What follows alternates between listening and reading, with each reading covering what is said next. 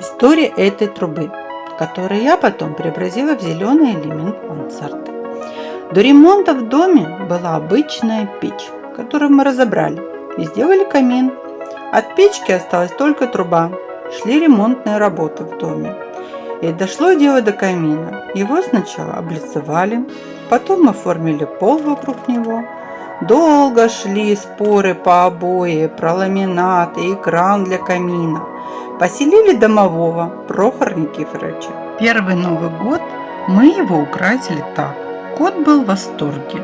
Пишите, кому нравится такая идея.